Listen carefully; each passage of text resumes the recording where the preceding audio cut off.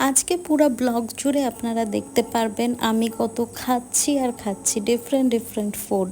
Hello and আসসালামু আলাইকুম everyone, welcome করছি আমার আরেকটা ছোট্টখাট্ট ব্লগে।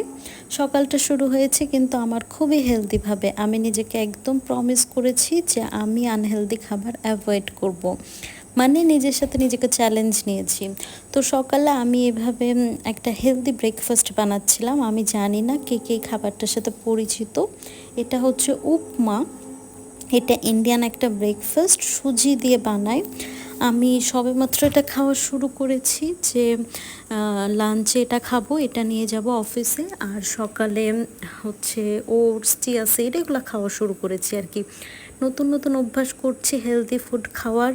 হোপসো আমি এটা কন্টিনিউ করতে পারি। তো এটা আমি খেয়েছিলাম ইন্ডিয়াতে, আমার ওই টেস্টটা খুবই ভালো লেগেছিল। তবে আমি পুরোপুরি বানাতে পারিনি, কারণ ওরা না আরও বিভিন্ন ধরনের মশলা ইউজ করে যেগুলো আমার কাছে অ্যাভেলেবেল নাই। যাই হোক, যেটুকুই বানিয়েছিলাম আমার কাছে খেতে অনেক ভালো লেগেছে। আমি নিজেকে মনকে অনেক শক্ত করে হেলদি ফুড খাওয়া শুরু করেছি সকাল থেকে। তারপর দেখেন বিকাল হতে হতে কি হলো। বিকালে একটা কাজে, অফিসের কাজে গেছিলাম নিউ মার্কেটে। রাজশাহী নিউ মার্কেটে ফুচকা পাওয়া যায় অনেক মজার। আমি পুরা রিক্সা ভেবে রেখেছিলাম যে আমি যাব এবং আমি ফুচকা খাবো না।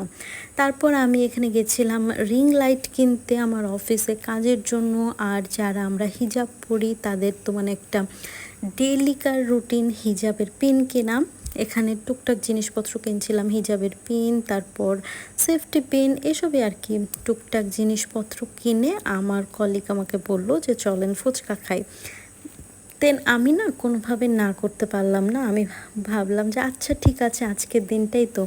অ্যান্ড আমার খুবই বিধ্বস্ত অবস্থা। সকাল থেকে আমি আজকে কোনোভাবেই রেডি হইনি, মানে যেন তেনভাবে অফিসে চলে গেছি। তারপর ওখান থেকে কাজ, মানে অনেকগুলো কাজ নিয়ে বের হয়েছি। তো যাই হোক, এখানে ফুচকার দোকানে দেখতেই পাচ্ছেন ভর দুপুরবেলা একটা ক্লায়েন্ট নাই, জাস্ট আমরাই পুরা দোকান জুড়ে আমরা। ইভেন এই মামাও তখন রেস্ট করছিল।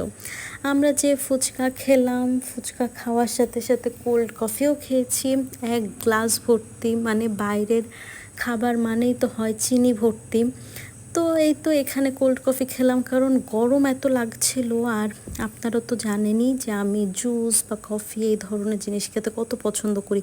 এত গরমে দিয়ে আমি ভাবলাম আচ্ছা একটা ফুচকা যখন খাওয়াই হয়েছে, আনহেলদি খাবার তো হয়েই গেল, তো একটা কোল্ড কফি খাই।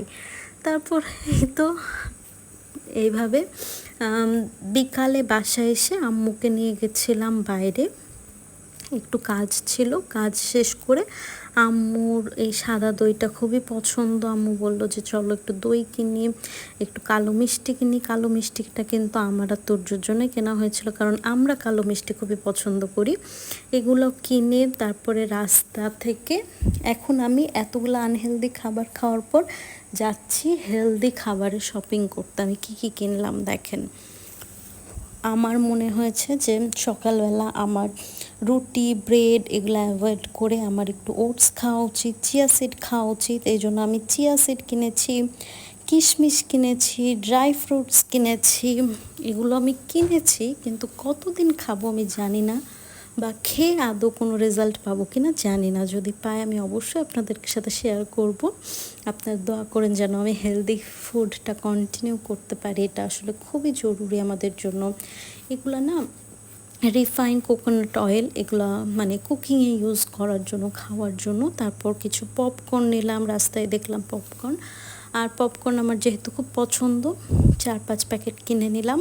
নিয়ে বাসায় এসে যে মিষ্টিটা অনেক অনেক মজা।